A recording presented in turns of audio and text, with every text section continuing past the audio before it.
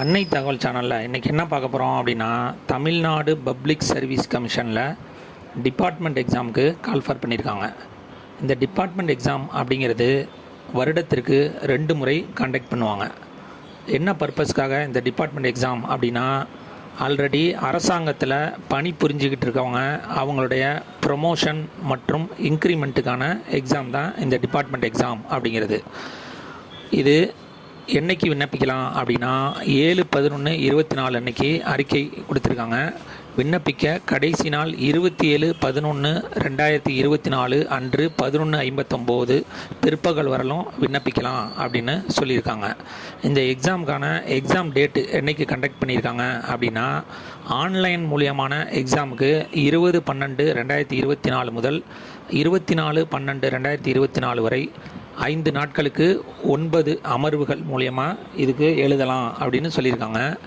அடுத்தது written exam, அது வந்துட்டு 26/12/2024 முதல் 29/12/2024 வரை 4 நாட்கள் 8 அமர்வுகள் மூலயமா கண்டக்ட் பண்ணுறோம் அப்படின்னு சொல்லியிருக்காங்க. தேர்வு நடைபெறும் நேரம் என்றைக்கு நடக்குது, எந்த நேரம் நடக்குது அப்படின்னா, காலை 9:30 மணி முதல் நண்பகல் 12 மணி வரை நடக்கும் அப்படின்னு சொல்லியிருக்காங்க. மற்றும் பிற்பகல் 2:30 முதல் 5 மணி வரை நடக்கும் அப்படின்னு சொல்லியிருக்காங்க.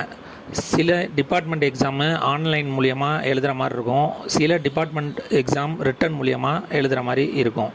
ஆல்ரெடி டிபார்ட்மெண்ட் எக்ஸாம் அப்ளை பண்ணவங்க அவங்களுடைய யூசர் ஐடி பாஸ்வேர்டை போட்டு டைரெக்டாக எக்ஸாமுக்கு அப்ளை பண்ணலாம். எக்ஸாமுக்கு அப்ளை பண்ணுறதுக்கு முன்னாடி அந்த டிபார்ட்மெண்ட்டில் ஒரு கோட் நம்பர் கொடுத்துருப்பாங்க. 3 டிஜிட் உள்ள கோட் நம்பர் என்ன அப்படிங்கிறத தெரிஞ்சுக்கிட்டு விண்ணப்பிக்கிறது நல்லது.